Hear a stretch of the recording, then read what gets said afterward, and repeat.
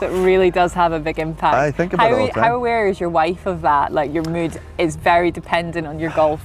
I try not to bring it home too much. Do you know what I mean?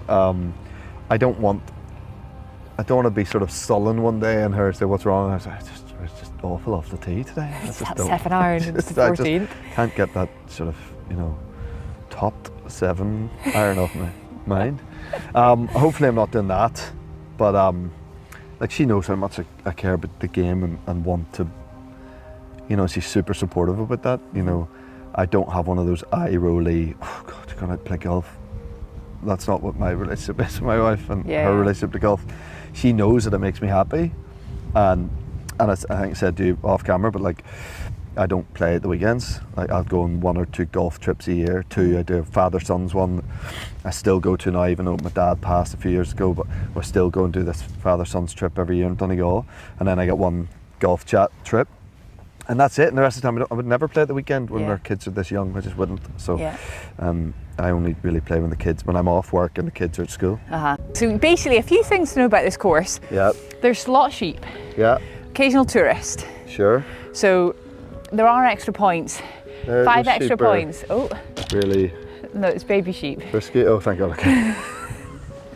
It's baby sheep. Good. Let's clear that up. You get extra points if you hit tourist. You get no extra points if you hit sheep. No, it's not. We do not like to. We don't want that. But actually, the mama sheep have got such big coats that the ball just bounces off. Oh, so you have hit them. Well, this is from Pinley. I've told. Okay. Thankfully, I've not hit you one yet. Okay.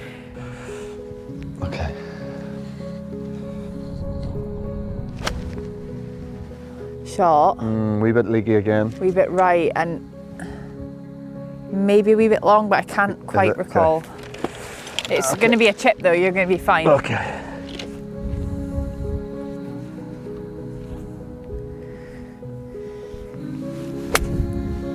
Lovely. Coming back. That's lovely, isn't it? Well, this is amazing. Here's the green. I think I might be a bit big. Maybe a bit big? Maybe. Right, it's a chipping contest. Get down. Whew. That was heavy.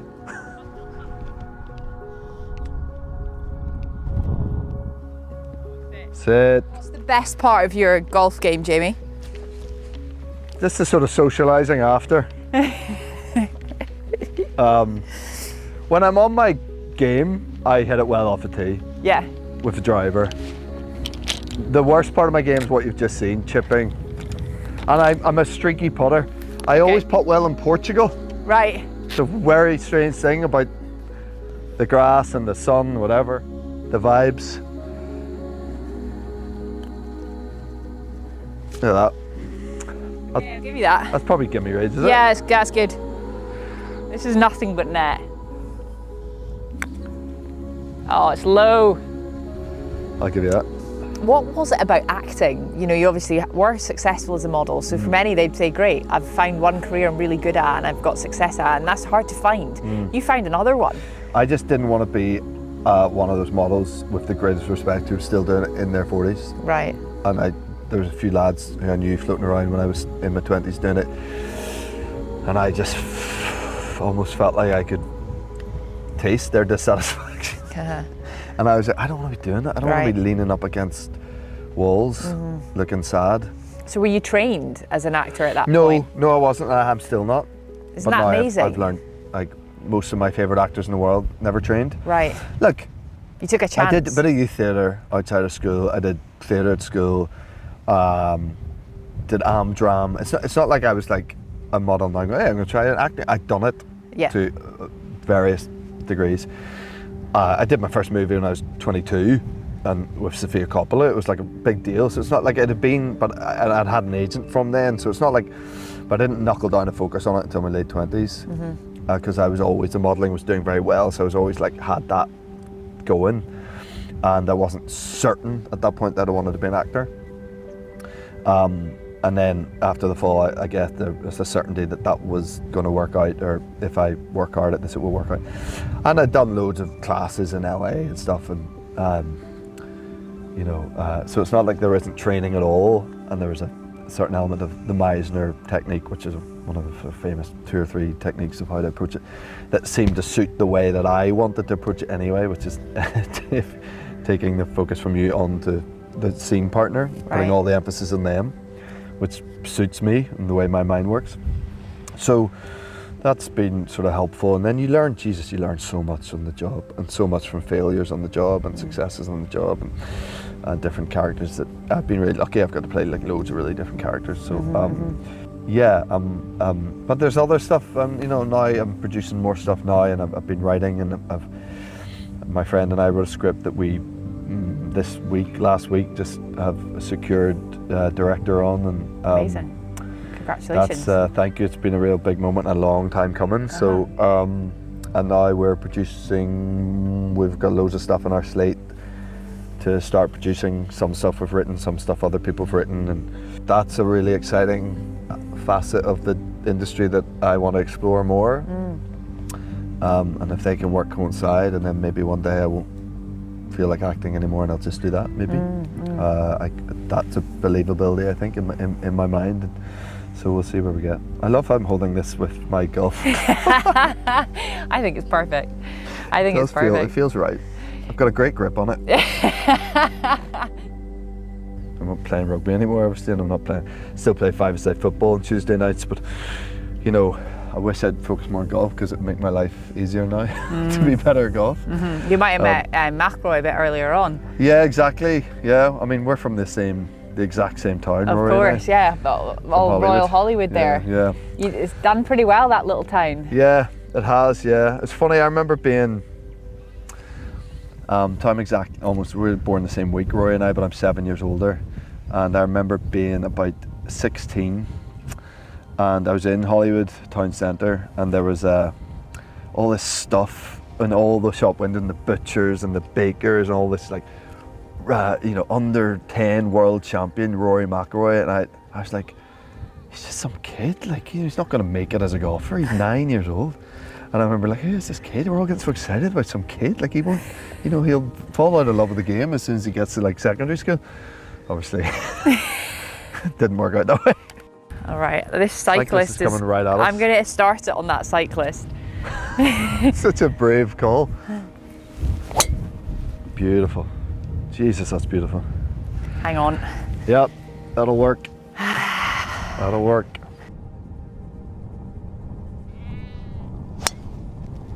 Yes. That'll got play, some won't power in it. Shot. That's going to be perfect.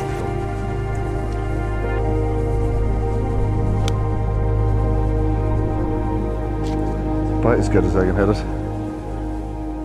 Yep. God, it's beautiful though. Look at this. Love it. Where'd you go, Iona? Just a wee bit short. Quite a stiff breeze, caught me out. Yeah. That's a wish. Like, I hit that well, but I have to say, I just wish I could control ball flight better. What a shot. Sit. Sit. I think it's going to come off that daisy, and then It's just like pinball. it's going to veer towards that buttercup on the left. Surely it goes right to left. Yeah. That little short daisy on the right looks good, doesn't it? Yep. There it is. Oh. Okay. Never moved. Good stuff. Going back to your kind of beginning in life, how do you remember your childhood? Was it a happy childhood? Yeah, it was idyllic in many respects. You know, I grew up. Belfast is a really. You know, I'm from Hollywood, County Down, and only a few miles outside Belfast, and it is beautiful there, and it's a great way of life. And I've never shied away. I come from a very middle class background, and we weren't wanting for anything as kids, and you know, we went on great not lavish holidays. No one did back then, and you know, we didn't have the means to do that so much. I think like. We had a really nice house, and I now know how much stress years later that from Dad telling me how much stress that put in the house living where we lived, and Dad would always want a nice car. So outside of that, it was, you know, we didn't go on lavish holidays. We always went, and I think that was really beneficial to us, like just going up to Donegal for a week, or maybe going camping in France and getting the ferry over, and those sort of trips. Yeah. I have great memories of that. But you know, I lost my mum when I was 16, so that was a catastrophic event in my life that takes happiness away, obviously, in a monumental way. So it was happy definitely to a point until that happened, and then you know, I think I think of myself as a really resilient person and really capable of dealing with bad things. I'm super like, if I get bad news, I'm instantly thinking about the resolve or like the other side of it, rather than just wallowing in the pity of it. And I think a lot of that has come from losing my mum young and having to like sort of grow up a bit, maybe quicker than I was probably on a track to do. And it has weirdly ended up being a benefit in my life. What did your mum teach you, do you think? This is a really shameful thing to admit, but I don't remember that much about my mum in many ways. I was just turned 16 when she died, and I was a very young 16. Like, I would have been really immature 16. Right. I had to grow up pretty quick after that. But of course I have memories of her. Jeez, of course I do. But like you know, my dad was the more tactile. My mum was probably a little bit stricter with us. Right. And I think that's a benefit. I don't think both parents can be super easygoing. And I find myself now, Jesus, I hope I'm fun dad. I am. But we did ask our kids the other day, like, who's more strict, mum or dad, and they both said, all three of them said me. You're more strict. Yeah, which I just don't see myself as, and Right. I'm not really, but to them I obviously am more than my wife. She's more lenient. And I think I get that from my mum, and I think that's a really positive thing to have, not be strict with them, but like, you know, you want to have kids that are polite and respectful and kind and promote all of those aspects of life that we need to be good human beings. So I'm probably pretty good about trying to implement those onto the kids.